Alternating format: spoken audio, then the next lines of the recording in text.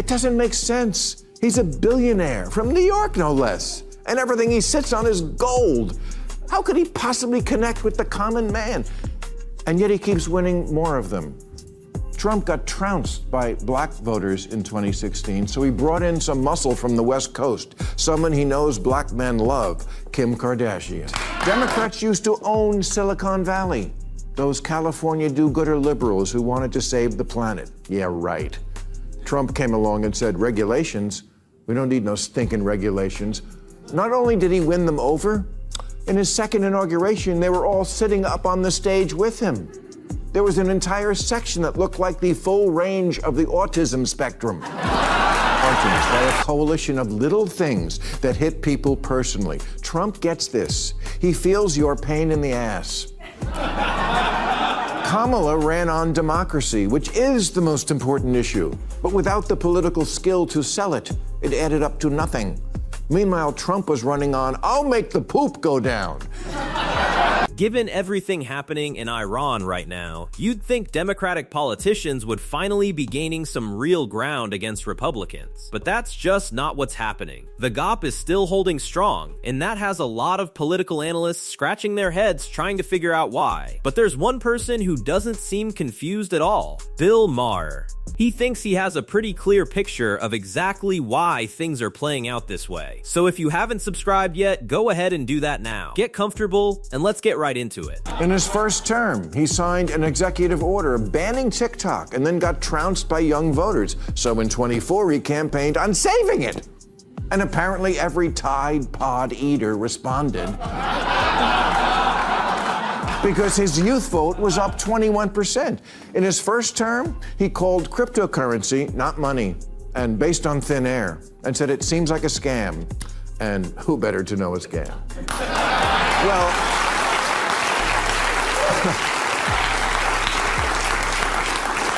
Well, that was then.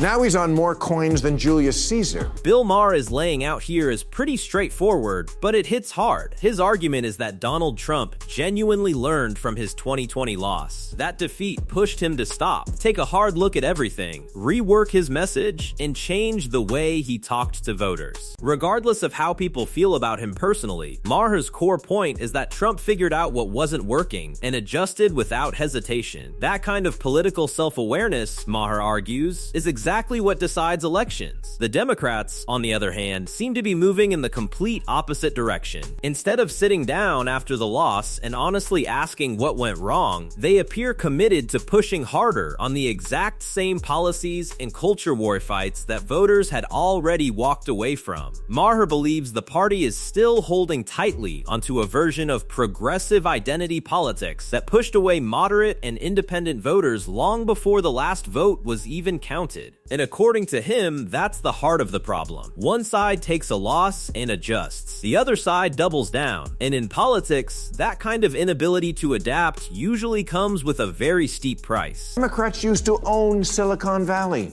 those California do-gooder liberals who wanted to save the planet. Yeah, right. Trump came along and said, regulations? We don't need no stinking regulations. Not only did he win them over, in his second inauguration, they were all sitting up on the stage with him. There was an entire section that looked like the full range of the autism spectrum.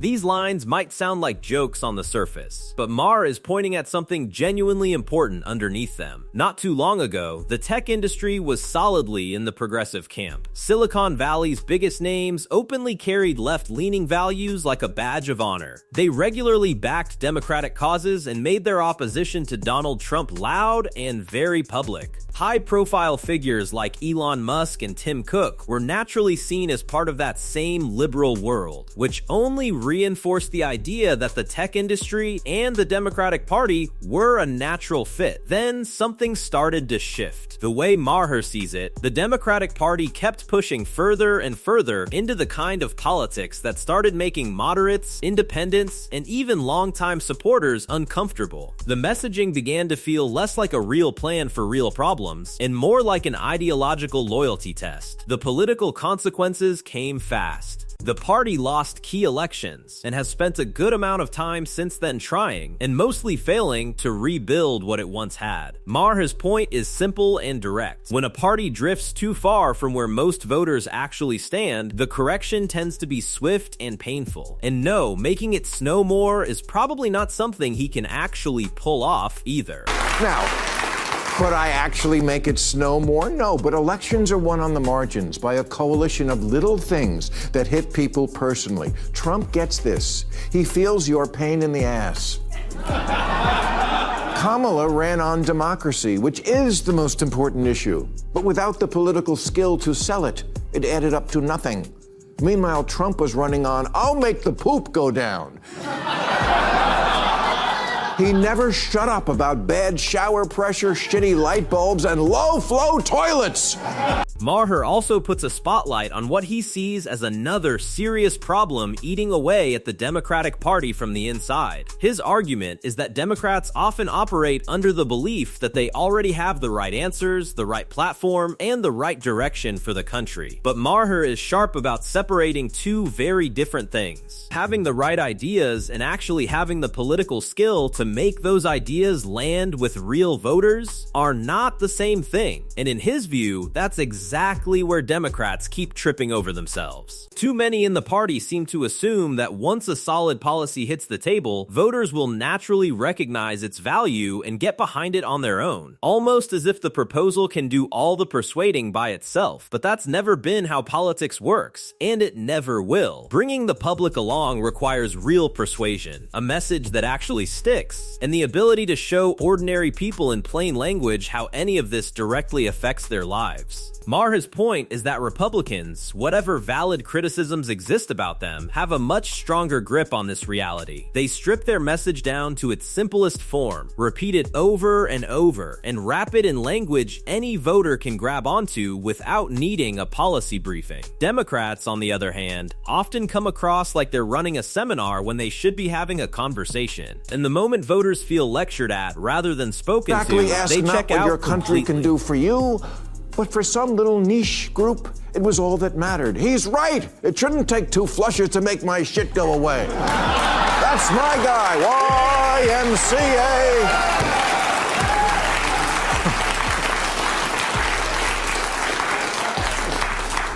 People say, it doesn't make sense. He's a billionaire from New York, no less. And everything he sits on is gold.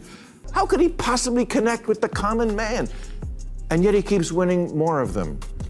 Trump got trounced by black voters in 2016, so he brought in some muscle from the West Coast, someone he knows black men love, Kim Kardashian. Maher also makes the case that Democrats have repeatedly let valuable opportunities slip by, specifically the chance to build smart, practical alliances with major cultural figures who could open doors to audiences the party consistently fails to reach on its own. Because politics, when you break it down honestly, isn't just a battle of platforms and policy papers. It's equally a game of reach, visibility, and cultural relevance. According to Maher, the party has a habit of overcomplicating this by holding potential partners to an almost impossibly strict standard before being willing to work with them. There seems to be an expectation that anyone brought into the fold must check every ideological box first. But real-world influence doesn't come in that kind of neat package. The people who actually move public opinion aren't always the most polished policy voices or the most ideologically consistent figures. Quite often, they're simply people with large, loyal audiences who genuinely pay attention to what they say and do. Maher's point is that the Republican Party has been far more street smart about recognizing this. They understand the real political value of attaching themselves to popular cultural figures, and they don't overthink it. Democrats, by contrast, keep setting the bar so high that they end up pushing away the very people who could help them most. First Step Act, which scaled back restrictions on felons, a connection he built on in 2024 by becoming one.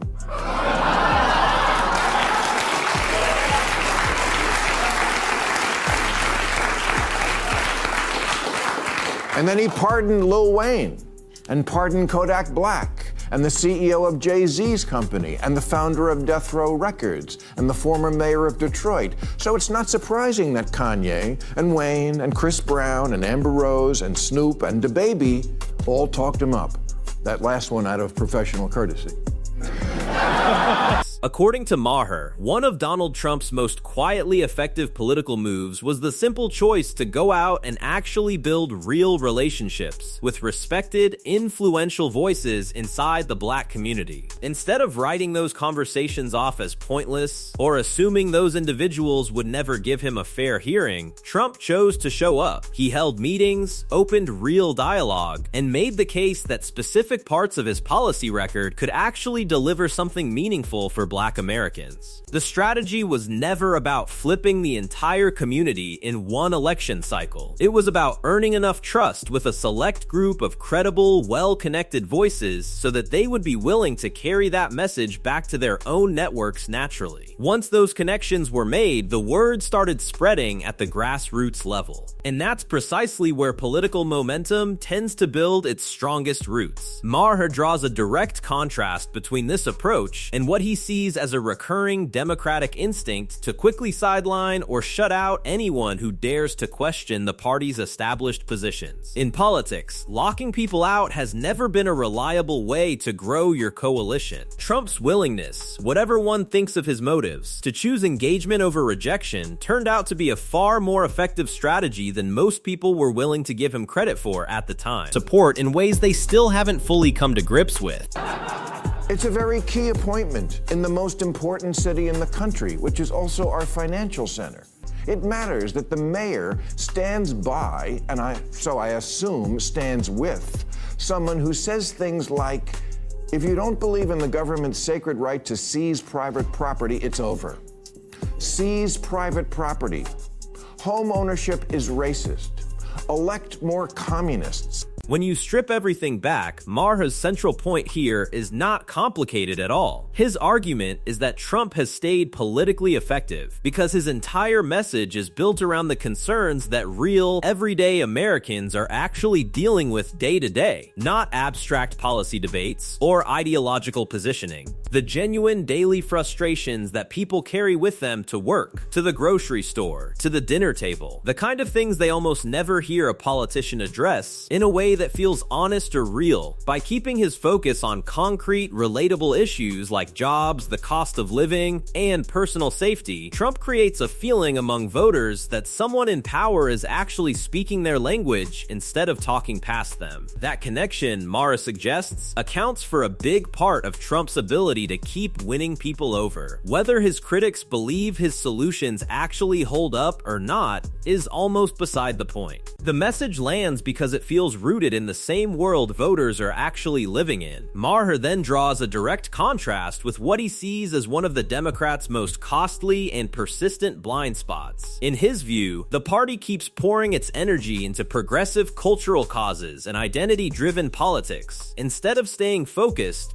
on the practical, everyday problems that voters are actually raising their hands about. And that disconnect, politically speaking, has been draining their support in ways they still haven't fully come to terms with. Win the black vote? Not even close. But he doubled what he got in 2020, and in places like Philly, Detroit, and Milwaukee, that was the difference. And now he's going to do it with pot.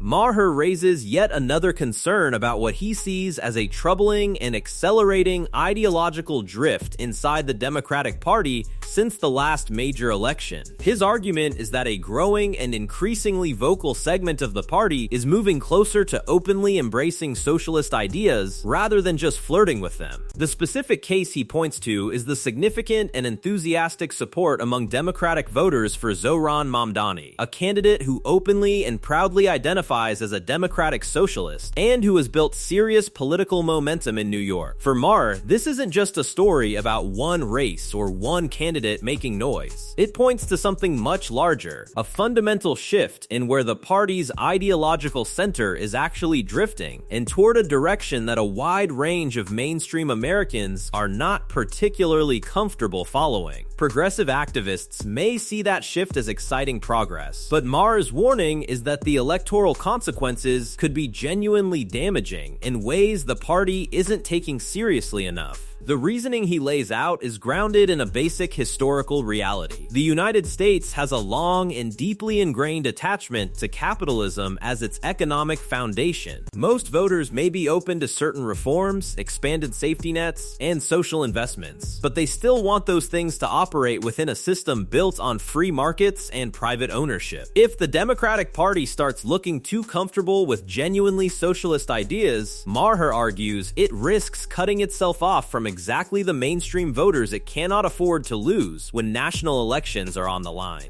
Seize private property. Home ownership is racist. Elect more communists. Private property, especially home ownership, is a weapon of white supremacy. Really? Even among the 20 million black Americans who own their own home? I mean, these are the kind of utterances I might forgive as something a dumb white girl said while she was at Bryn Mawr.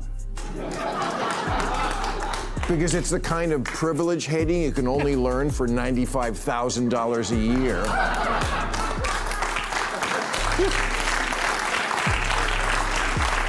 But these are statements made as an adult. Yes, for co-eds from elite private colleges, you're only a lesbian until graduation, but the communism lasts a lifetime.